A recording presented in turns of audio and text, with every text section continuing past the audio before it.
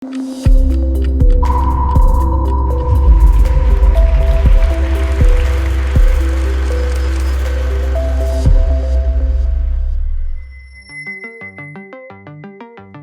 Urban writes on a blog called Wait But Why, and his blogging is one of the most remarkable acts of blogging in the world. His blog posts sometimes run into 80,000 words.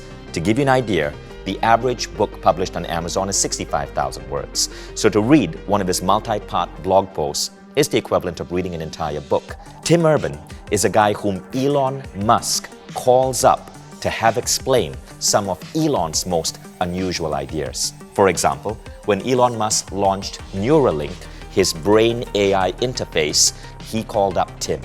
So what Tim has a talent of doing is to take ideas which are almost like they come out of the world of Star Trek, ideas that would be common in humanity in the year 3000, and he brings it down to what we can understand today.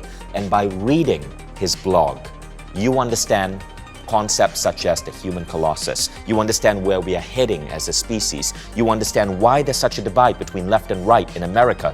And you understand what you can do about it. How you can play a bigger, better role in the world. So, I'm so excited to welcome Tim Urban to the set of Mindvalley. Welcome, Tim. Thank you for having me. This is great. There are so many different ways we can start, Tim. But first, I want you to explain a little bit about yourself. Why did you start this phenomenal blog? Why is it that you choose to blog and not publish any books? And where are these ideas coming from? I'm always, since I was like 5, I've been just analyzing stuff that I see. I often, with friends, we would have our own kind of terms for things that we would see in the world and for phenomena that everyone thinks about, but we would kind of have our own language to talk about it. And so that's something that I've always found valuable and I've always liked doing. And what I didn't know till I started writing is that's actually something that other people like too. And so if you can talk about something that either people know about already, but you can kind of come up with a new language to talk about it, that can be really valuable. Or if there's something that people don't understand, I can spend some time learning about it, and then again try to come up with words and terms that help make that thing a little bit clearer. And you have a talent for it. How did the Elon Musk connection come about? I'm a random blogger living my life, doing my writing, and I get an email from a woman who says she works with Elon Musk and that he's interested in talking because he wants to help work on messaging, because the companies that someone like Elon is working on are so complicated and have such big, long-term, grand ambitions that on a day-to-day basis in the news, you don't really see the big story. So a few days later, I'm now on the phone with Elon. I thought it was going to be like, he's on the phone for a minute to say hi, and then like I'm talking to his staff, but it's just me and him for like an hour talking about all the stuff he's working on, and this really matters to him. So he really put time into this project, and we decided that I was just going to kind of write my normal posts on my site, but that I would have a lot of access to him and his staff to try to understand why Tesla is doing what they're doing, why SpaceX is doing what they're doing, and later Neuralink. You've written several incredible blog posts, but the one I want to first touch on is the series of blog articles you wrote for Elon Musk to explain Neuralink, right? Now, we won't talk about Neuralink. Neuralink is basically Elon Musk's company that is attempting to prevent AI dominating us. If you've seen the movie Terminator, you know he's trying to prevent that scenario, human beings being crushed by AI, by creating a brain-AI interface so that we can instantly communicate with artificial intelligence in the cloud. But as you were explaining that, you wrote about a concept called the human colossus. That idea was incredible. Let's talk about the human colossus and what it means for who we are as a species.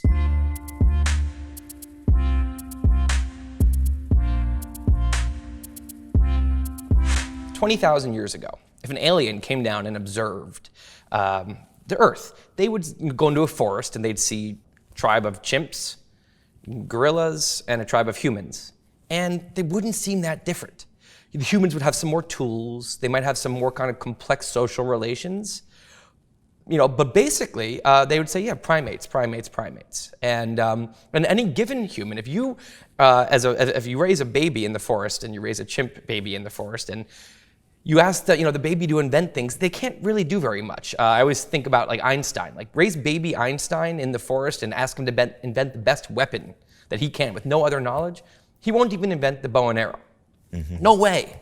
So what happens, the thing that's crazy about humans, the reason we have skyscrapers and we can go to the International Space Station, to the moon and submarines and have FaceTime and all this other stuff, is not that each of us is this super intelligence over another primate. It's that our language capabilities give us this magical ability as a species to kind of build this tower of knowledge. And this tower of knowledge that we can, one person learns this one thing and they add it to the tower. And then these other 3 people are collaborating throughout their lives and they add it to the tower and then they die, but the tower stays. So you end up with this giant tower that now, as a species, with our ability to both accumulate knowledge and to cooperate, the species itself becomes this kind of super intelligent giant that's invisible. You can't see it, but it's like there's this giant on Earth with super intelligent knowledge and power that no human has. I call this invisible giant the human colossus. And I think it's important to look at that colossus and think about it and say, what is it doing and why? What's its personality? Why does it do what it's doing and what trajectory is it on? Because we're all on that ride. We're all riding on the cape of this colossus. And it seems like, it's this kind of, cool or scary story we're all a part of, but we have to remember that we are the colossus. We can change what it does. We can control how it acts if we're aware of it. We're like cells in this gigantic being. Yes.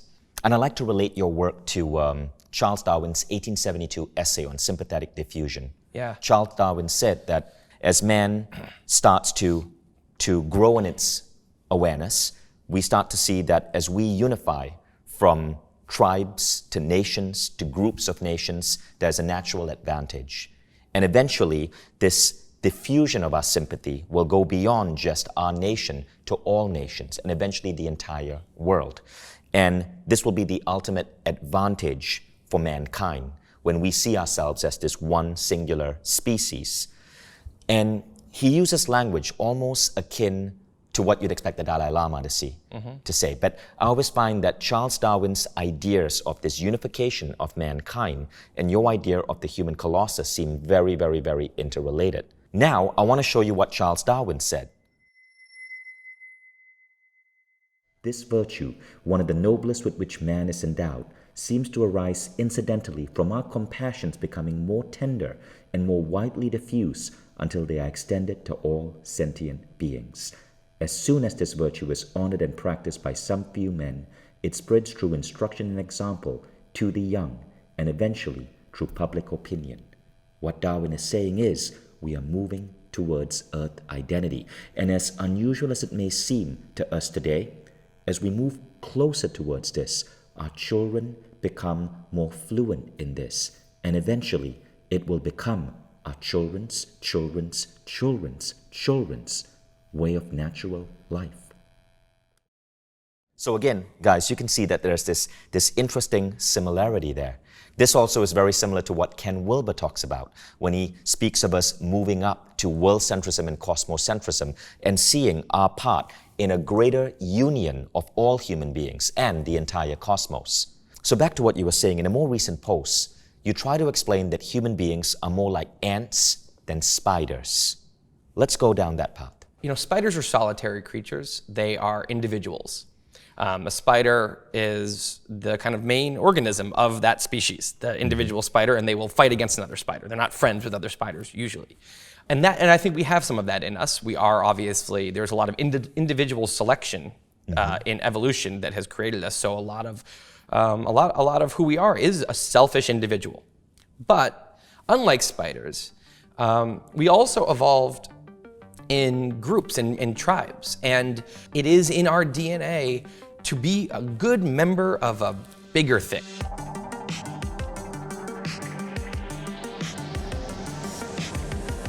And that, if you think about a tribe of humans as kind of a giant organism, it's a little bit like ants in a colony.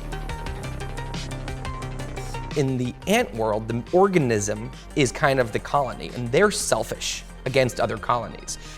When you just look at the ant and the spider, you say, well, these are cooperative creatures. Like, right. They're good people, and the spider is not. They're selfish. No. It's just different levels of emergence, and you're looking at the different levels. Right, and so the different levels of emergence, that was a very unique lens of looking at this. What you're basically saying is that the ants are not like spiders. The ants are like the cells of a spider. Yes.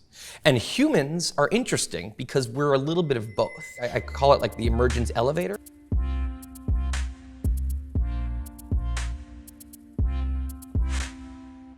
We kind of ride up and down between being a tiny cell in something huge like a nation, and then you can be like an organ in a small or giant, which is like maybe your family or your smaller community. And then we can be a complete organism when we're being a selfish Now, individual. where do you think human beings need to aspire to be? More spider or more ant? Are we moving more towards the ant identity? The ways we're like an ant or the ways we're like a spider can both be positive or negative. I think that we're never gonna stop being a little bit of both. And I think that's fine. I think as long as we have kind of the awareness of what positive behavior is in each of those areas. I think you're never gonna get rid of human individuality, but I think maybe a great outcome would be that we lose the middle ground giants. So we don't think of our community or our family or our country as the us, and then there's other people that are the them.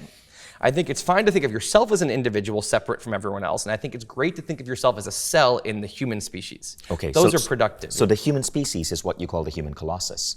Yeah, and I think that's actually a healthy way to think because it's reality that we are part of this giant, and if we think of it that way, we'll actually have productive behavior instead of thinking of it as we are part of this one giant and the earth is full of these giants and there's these bad giants and we're the good giant. Look at all of the tragedies of human history. Right.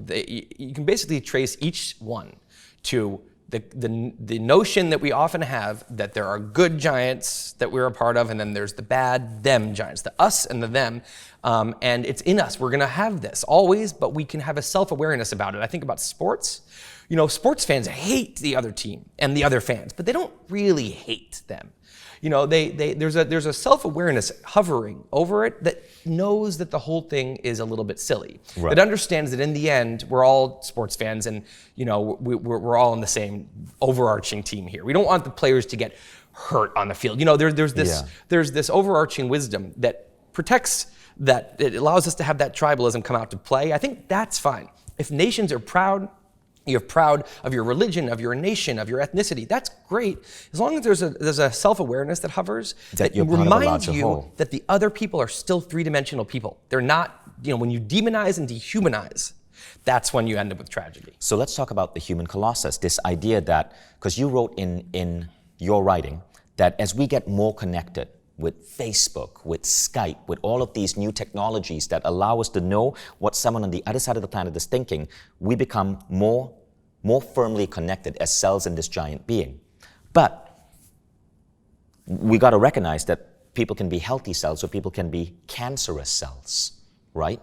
What would be an example of being a healthy cell in the colossus versus a cancerous cell? So first of all, I think that there's this kind of higher light in every human that is this like source of kind of wisdom and you can it's this clarity, and then there's this kind of primal flame in each of us, which is this automated software that was baked into us by millions of years of evolution in order to help us survive on a very rough tribal landscape back 50,000 years ago. And evolution, really, it was very beneficial for us to forget all that. We don't want to humanize the other tribes if you're going to be the survivor tribe. So I think on social media, when I always think about the concept of digital, like ones and zeros versus like more of an analog wave, that is a metaphor. And I think that humans are all kind of analog waves. None of us are ones or zeros. We ebb and flow and we're complicated. And I think that when someone remembers that, then I think they're going to almost naturally be a good force on something like social media, because there's going to be an inherent self-awareness and self-reflection and humility.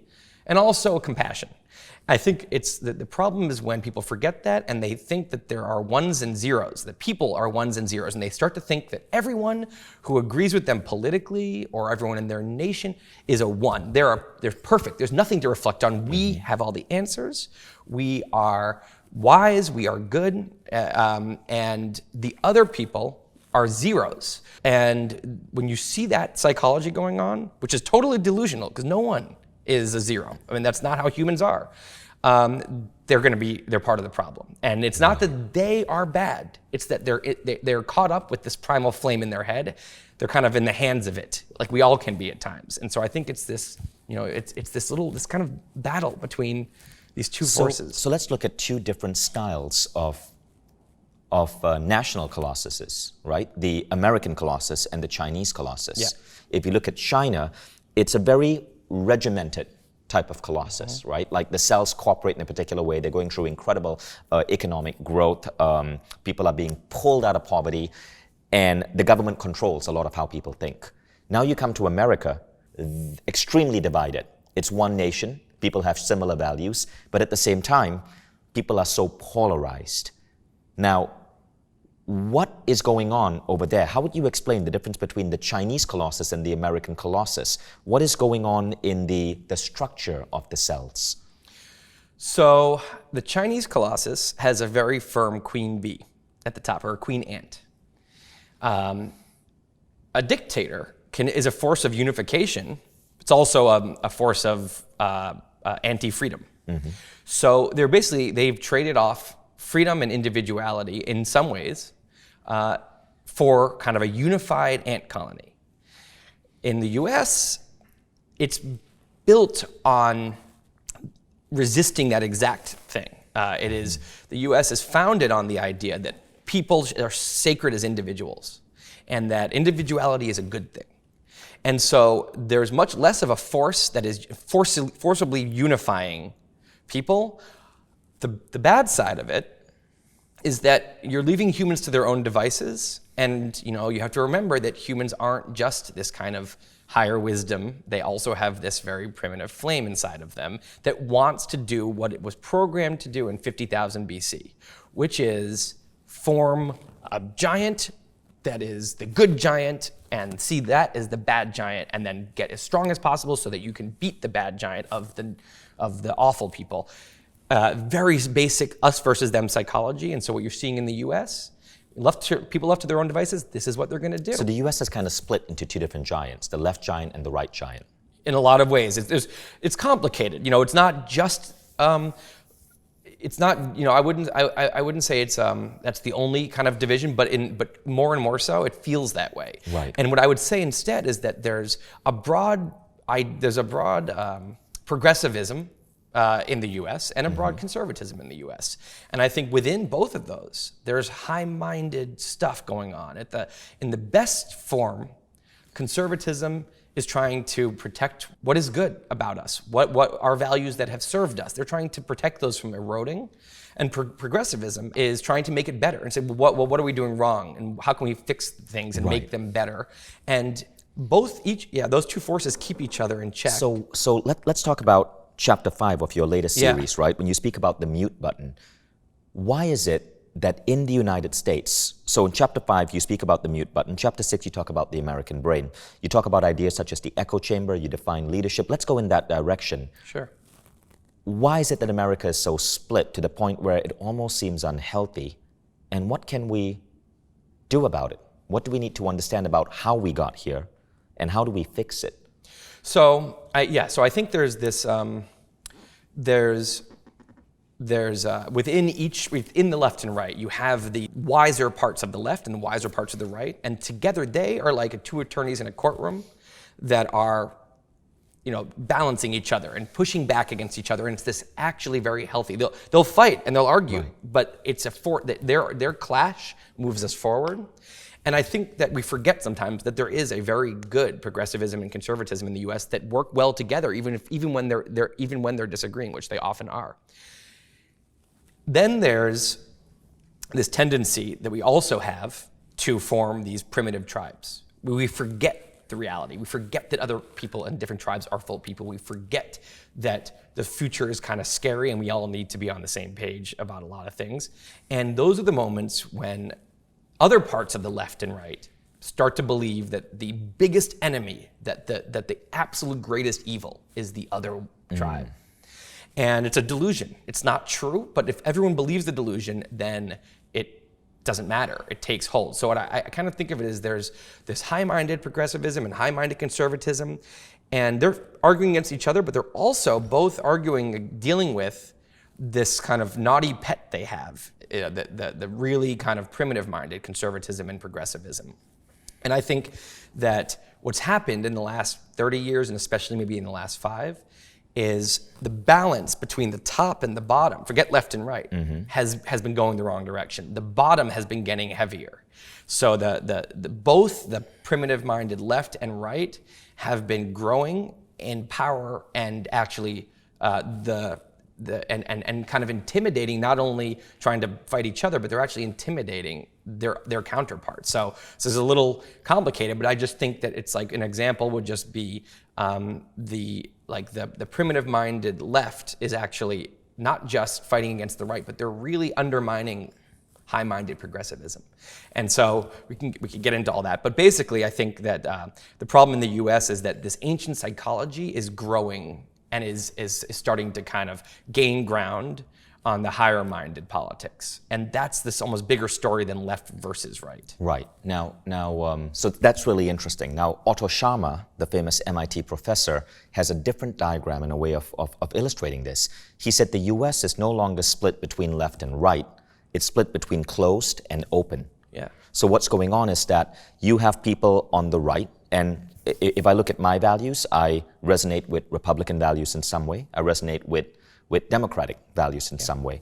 What I wholly do not resonate with is Trumpism, which is about closed, which is about border walls. If you go back to there's this beautiful clip I shared on my Instagram recently of Ronald Reagan and George Bush talking about Mexican immigrants. And they spoke about these immigrants with such love and compassion, and how, even the people crossing the border illegally are human beings, and we must empathize with them. And this was Reagan and Bush. Do you think the children of illegal aliens should be allowed to attend Texas public schools free? Look, I'd like to see something done about the illegal alien problem that would be so sensitive and so understanding about labor needs and human needs that problem wouldn't come up. But today, if those people are here, I think they would get whatever it is that they're, what the society is giving to their neighbor. As we have kind of made illegal some kinds of labor that I'd like to see legal, we're doing two things. We're creating a whole society of really honorable, decent, family-loving people that are in violation of the law, and secondly, we're exacerbating relations with Mexico. I don't want to see a whole thing of 6- and 8-year-old kids being made, one totally uneducated and made to feel that they're living with outside the law. Let's address ourselves to the fundamentals. These are good people, strong people. Part of my family is a Mexican. What starts to happen, according to Otto Scharmer, is that it's no longer about left and right. It's about openness, compassion, understanding each other, which come from both sides. And it's about closing hate, vilification. Let's go back to you, Tim. You speak about the echo chamber. Let's talk about that. How is the echo chamber magnifying our differences?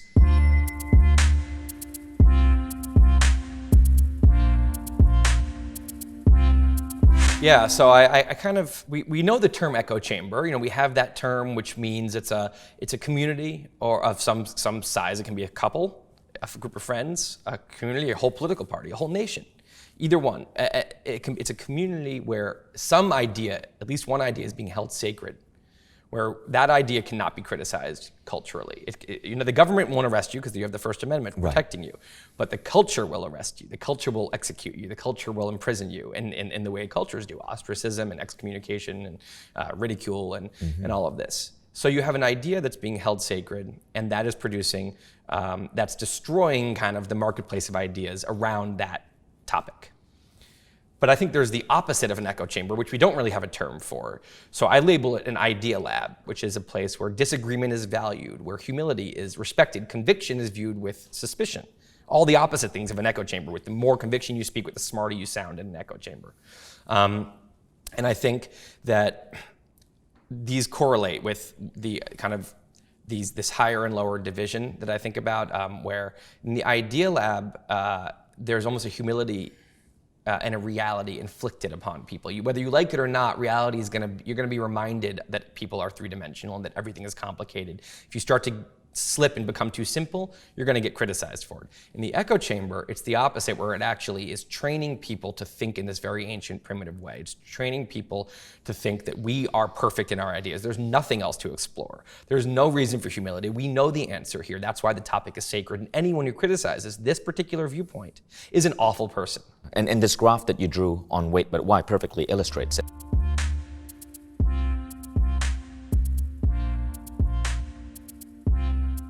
Now, you also define what leadership is then. You mentioned that leadership is being able to predict where the tide is going to shift and being able to shine a light on that shift. Can you explain that? Yeah, I think, honestly, I think, if you think about leadership, what's the actual definition of the word? You're leading people. So if everyone is in a certain place, and you're telling them stay in that place, are you leading them? Not really. You're just promoting the status quo. You're preaching to the choir. You're not leading them somewhere different. And so I think leadership, usually real leadership, takes some courage. You're gonna often have to tell people things they don't want to hear, contradict what they believe, and then the other kind of leadership is even harder, I would say, which is changing people's minds. So rather than just saying what they're already thinking, which isn't changing their minds, but it's kind of bucking a cultural mute button, a cultural censorship. It's trying to fight against that, which is hugely brave. This is actually doing something even harder, which is you have done a lot of thinking, and you have come to the conclusion that conventional wisdom is wrong about something, and that actually what most people think is wrong about this. And maybe you're wrong, maybe you're right, but this is at the moment you think that people are wrong. That second kind of leadership is getting out there and expressing it, whether it's in articles, on a podcast, with your friends, just talking, in a book, whatever it is, you are making your point and you're arguing against what people think, and you're going to face always a lot of resistance. Right. And so the first style of leadership, I think you gave this as an example. It was when Obama was asked about marijuana usage. And he knew that the tide had shifted. I mean, when Bill Clinton was asked about smoking a joint, he said, but I didn't inhale. Yeah. And didn't inhale and never tried it again. And Obama said, I think his response was, when he was asked, did you inhale? He was like, that was the point. Right. I inhaled frequently. That was the point. And it made him so endearing. Yes. Because he, as a leader, had seen that people had already accepted marijuana use in their head, even though they were not publicly vocalizing it. And he helped open up the doors wide open to legalization of marijuana. It's almost like, I think of there's like a thought pile on every thought axis, which is what people think. It represents the bell curve of what people think. And then there's almost like there's a speech curve, which can mirror that if everyone's saying what they're thinking, but sometimes they can get disaligned. And you have people saying stuff that people aren't thinking anymore, and people thinking something that no one's saying yet. If you can see that, if you have the kind of savvy and insight to notice that, like Obama did, and you can just go there and actually be, and this is what stand-up comedians do all the time. Stand-up comedians, and that's why everyone laughs, because they've been thinking it, but no one's been saying it. So stand-up comedians make livings off of saying things that everyone's kind of thinking, but they don't realize other people are thinking. Right. And so Obama says that, and it's endearing. Well, Clinton, it may have actually sunk his campaign to say that because it was a different time. Obama realized the times had changed, but other candidates hadn't. So he took advantage, and it makes him seem so edgy. But all he's doing is actually just seeing reality. Right. And then the second form of leadership is when you actually go out and you're willing to challenge the status quo, to put out a new idea into the mind of the human colossus. So a classic example here would be what you see in the personal growth movement. It's when Dave Asprey suggests that he is going to hack his biology to live to be 180. We've got to break this idea that when you're old, you're useless. Right. And I mean, it sounds rough to say that. This is what a lot of people really have. And we have this picture in our head. In fact, you probably have this picture right now. And it's that there's tubes, there's monitors, there's wheelchairs, and you don't know your name. That's actually not what has happened throughout all of history. Or when Shefali Tsabary criticizes the way people parent and talks about conscious parenting. They get a ton of criticism, but they also open up our minds to view the world and to view the practice of being human in a radically different way. The status quo has a fierce survival instinct. Right. And so, and for reasons, there's a lot of people who are currently profiting off the status quo at any point. Either they're profiting financially, like literally, because they have books or companies or their viewpoints. The status quo has people like that, but there's also just a lot of people who are benefiting emotionally off of the status quo. This is comforting to believe what they believe. Or they're getting status off of it because they're leading people with this kind of viewpoint. And when someone challenges that, there's going to be a lot of instinct to push back, to try to tear them down. So real leaders always are facing a kind of a perilous situation. Right. So look up the idea of unfuckwithability in terms of as a strength of leadership. Unfuckwithability is basically this. Extraordinary minds do not need to seek validation from outside opinions or through the attainment of goals. Instead, they are truly at peace with themselves and the world around them. They live fearlessly, immune to criticism or praise, and fueled by their own inner happiness and self-love. That's what unfuckwithability is. More on that later. Now, question for you. What would your advice be to people in developing countries who are trying to take progressive values and make them more common? For example, people in Muslim countries who are trying to legalize gay marriage. Women in Iran who no longer want to have to cover their heads with a veil. Or people in Britain who think that Brexit is a lousy idea and want a second referendum. How should they approach this situation? If they're in a free speech country, and that's a big if. So in Britain, for example, if they're in a free speech country where they're not going to be arrested or executed for saying something. Now I think that, I would try to remind them that a government that can execute you for saying the wrong thing, that's like a cudgel, like a big hammer that is real, that will hit you if you say it. In a free speech country, the cudgel that's actually preventing you from saying something is cultural. It's cultural pressure not to say this thing. You're fighting against a cultural thing, and that is an invisible cudgel. You're going to be okay. And I would say that if something really matters to you, so you can weigh it. Sometimes it's not worth it to lose your job. But if something really matters to you, it's good to remind yourself that it takes courage, but not that much courage, because you're not risking life or death. And so that, that should give some courage, remind you that the country you're in allows you to make this point safely. Now, if you're not in a free speech country like Iran, I have all the respect in the world for people who still try to make their points, because they can be in danger. They can be murdered, killed, imprisoned. Absolutely. So those people should just be, role models for all of us of courage, just incredible courage. And the thing I want people to understand is just because you live in a free speech country doesn't mean that all your ideas are right. If you look at, so I'm going to get a little bit, what you may say political, but getting political is not a bad thing, right? When you're trying to present an argument. Most people outside the world look at America and they think you guys are insane because of your obsession with guns. But if you actually look at what's going on, most Americans agree on certain amounts of gun control. Most Americans agree on banning assault weapons. But you have this entity called the NRA, which is funding a counter movement. Likewise, most Americans believe that global warming is a serious threat, but you have billions of dollars flowing into a movement to discredit global warming. Now, I think also I think that most people I know, when they hear you say that climate change is real and there are bad movements that are funding kind of the counter movement against what is kind of fairly consensus science, that's a bad thing. I think almost everyone I know would agree with that. Right. What I think people aren't focusing on enough, and it's so easy, it's very easy to see the bad things that the other tribe is doing. Right.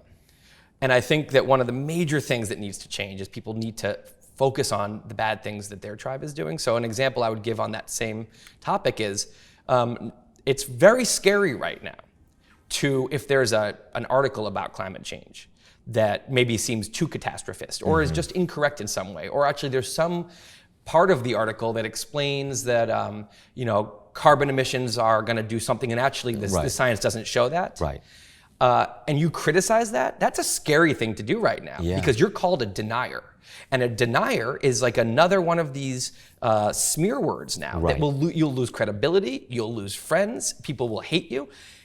So what's happening is if you want to solve a problem as complex as climate change, what you really need is a vigorous debate. You need vigorous debates about it, right? And I think that a productive thing is people on the left, for example, instead of only focusing on the right's ignorance about this or the right's willful kind of denial of it or resistance, which is a big problem, to also say, well, how are we stifling the forward progress of our understanding of this? Yes, so what is missing? Because what we are learning here is that there are many counter viewpoints, right?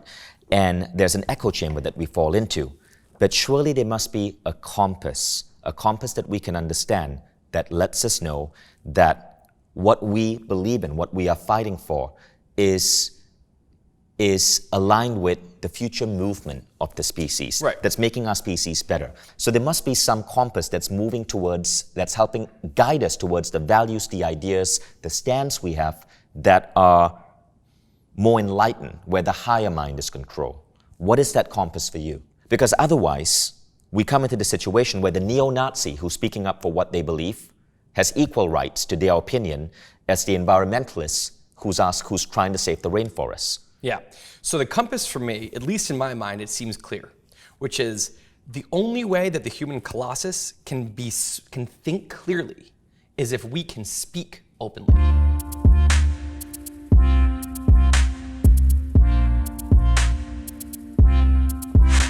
We are each a neuron in this bigger brain.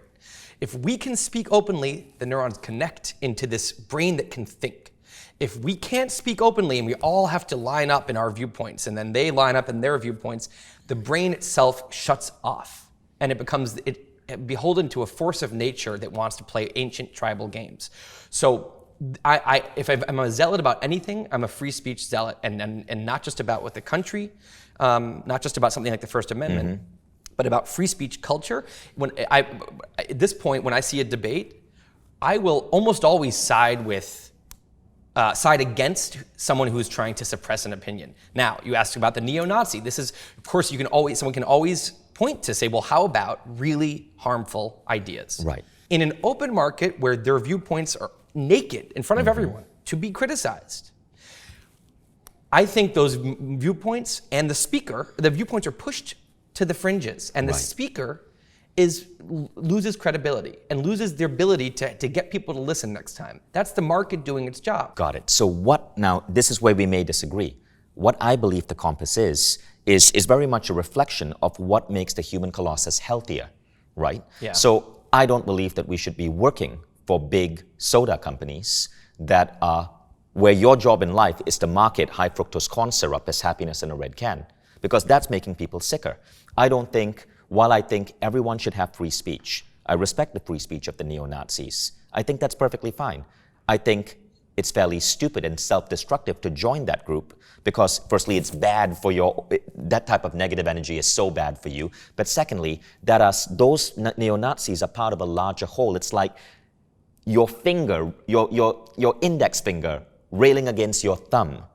It's when you're part of a hate group like that, you're failing to understand that you are cells in a larger whole. So again, you've become a cancerous cell. You're rebelling against a larger whole, not being in control of, in your words, not being aware of your higher mind. So to me, it seems that if we are focused on the compass of making the human colossus as healthy and well-defined, as open as possible, we are mostly moving in a right track. So one other thing to note here, though, and I think we're on the same page about this. But the problem when someone says, "Look, there's some, Nazi speech is the if there's one thing we can all agree that we should ban, it's Nazi speech, right?" Right. Okay, so what you're doing is you're allowing some people to decide what Nazi speech is, and then decide that should be banned. What happens when they start changing the definition of what Nazi speech is, and they start applying Nazi speech to speech that's not Nazi Well, speech. I'm not saying ban that. I'm saying I'm And so I'm saying I think we I'm agree. an advocate of free speech. And I'm noting, and I know. So I think we agree, and I'm noting like another reason why it's Right. important, which is that you're letting some culture be the arbiter of what is hate speech.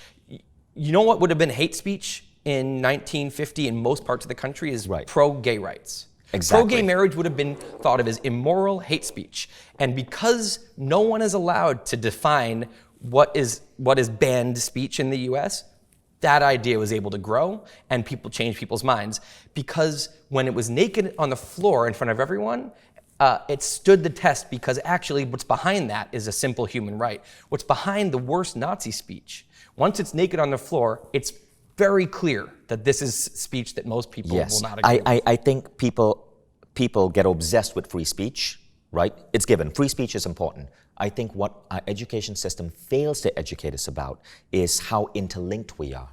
We fall into these traps of seeing artificial barriers between people, Muslim, Jew, Christian, brown, black, yellow, white. When we start seeing that we are cells in a larger colossus and the separation is actually very, very, very thin and almost made up, that's when we know we're moving towards the right direction. So if we had to figure out a compass on are we operating as healthy cells or operating as unhealthy cells, in my writing, I call it humanity plus or humanity minus. I think that compass is this going to better the whole, or is this causing us to operate in a way where we are harming the whole? I totally agree. I love the compass idea that there's this certain elements contribute to a positive direction and certain elements contribute to negative. And I would add to, I said before, my compass was, one compass is open dialogue is going to, I think, almost always lead us to a wiser place. And suppressed dialogue will almost always lead us to a bad place. Right. But I would add a second one, which is what you just got into. I think that it's another good point that seeing each other as a cell in the whole thing is a positive. And when we're seeing each other, when we're dividing into groups, I think that's the opposite direction of the compass. So let me ask you for feedback on this one. I've decided that as a founder of Mindvalley, as an education company, I have to do everything I can to help ensure that Americans do not re-elect Donald Trump. Not because I'm anti-Republican. I actually have many of my values aligned with Republican values and have my values aligned with Democratic values. But I believe that Trump represents a very dangerous ideology of separation, of making people fall into the traps of seeing themselves as belonging to certain pockets of cells and distant from other people. An ideology of hate, separation, and his leadership of America is not just hurting America, but hurting the entire world.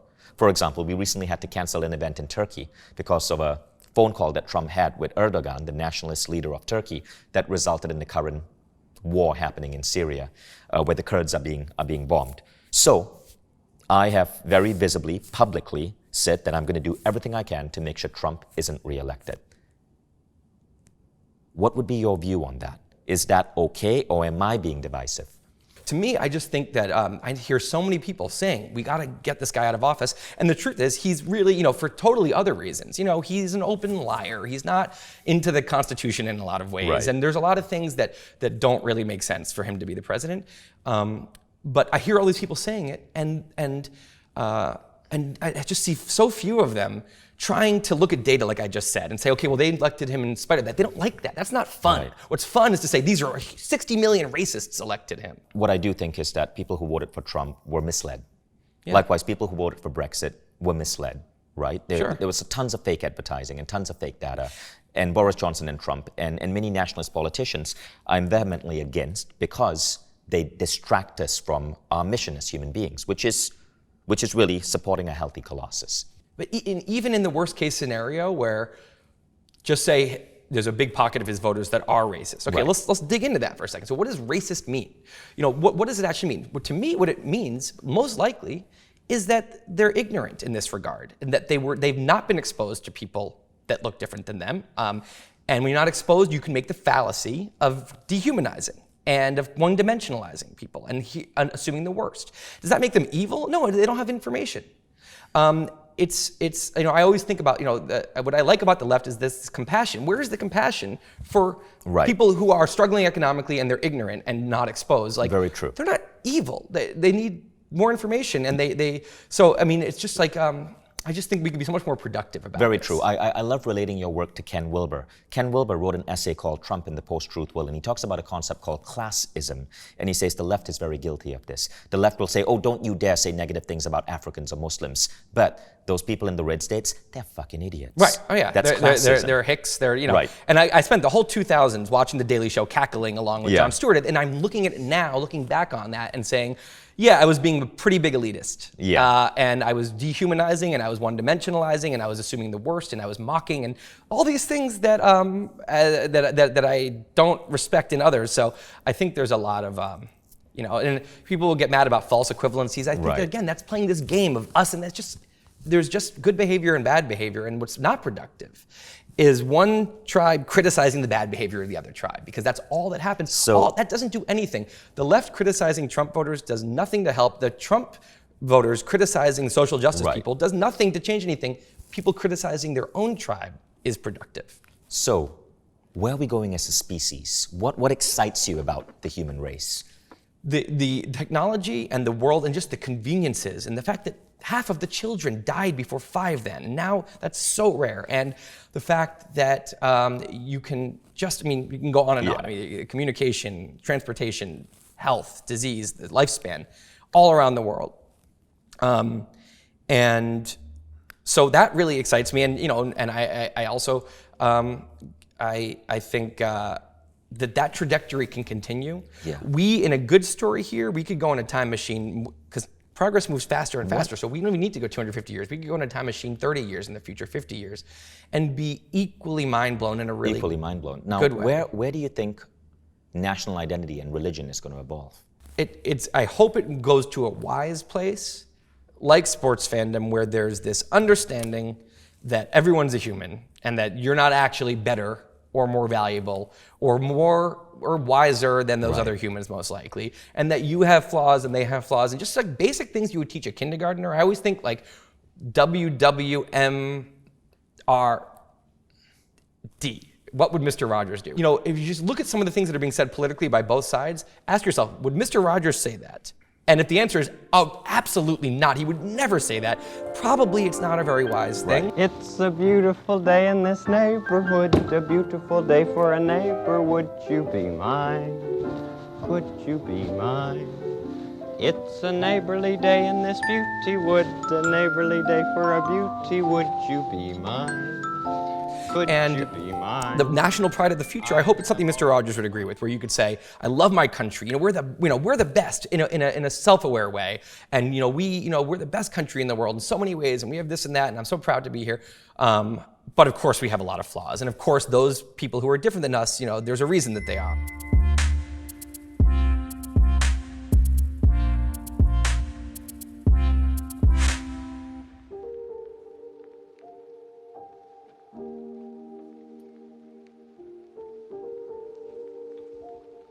What do you think we have to do to bring forth Earth identity and an Earth flag?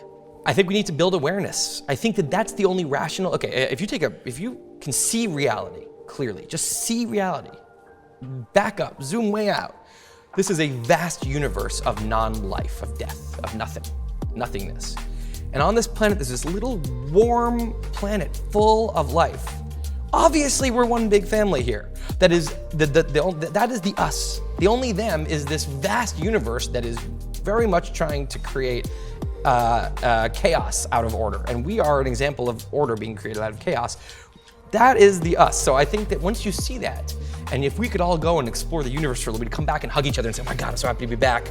I love you, all of you, including animals, like, oh, your life too. Like, life is this one big family. So to me, if we can build awareness, whether it's, and I think art has a huge role to play in this, books, movies, whatever it is, can help people see that. And if we see that, then I think we'll behave a lot better. Awesome, awesome. Thank you, Tim. That was amazing. Definitely become a subscriber to waitbutwhy.com. Wait for Tim's books. They're coming out pretty soon. And I think you're going to become a big fan of this man and his writing. Thanks, guys.